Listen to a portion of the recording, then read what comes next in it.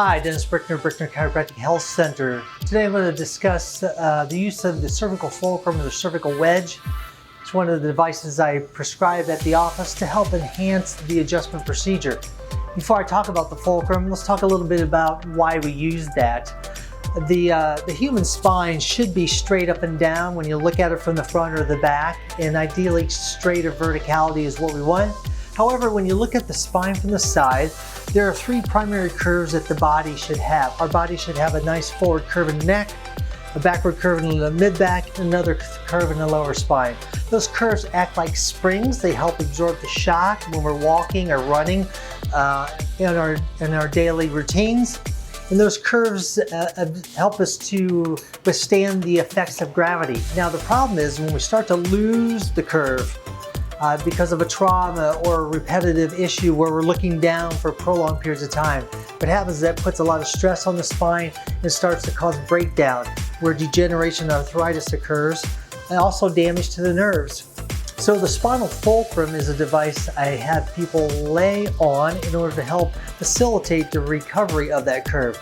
It doesn't replace the adjustment. The adjustment and the fulcrum and exercises are three of the things that are utilized in order to help bring curvature back into the spine. And in just a moment, we'll look at how to actually use the fulcrum. So the cervical fulcrum, or the cervical wedge, is designed to help facilitate that curve. And we're going to be placing that underneath the neck. And ideally, you want that at the bottom of the neck there, where pretty much where the neck and the shoulders meet. All right, so we'll demonstrate that in just a moment.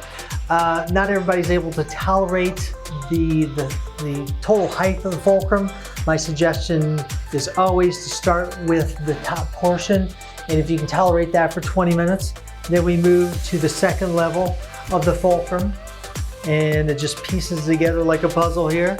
And then we move to that third level as your body is able to handle that fulcrum use, and then finally to the top level of the fulcrum. So I'm going to demonstrate how to use all of those in just a moment. So ideally you'll want the top edge of the fulcrum to be against the bottom portion of the neck here. So to show you how this is going to work, we're going to move spine over here. I'm going to take a position here where I'm going to be laying down with the shoulders against the beveled edge. And the head's just going to lay right over top of that. And the fulcrum is going to contour to that neck, creating that nice pressure or stress on the spine.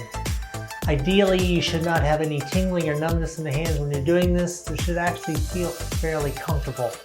You want a subtle stress when you're doing that.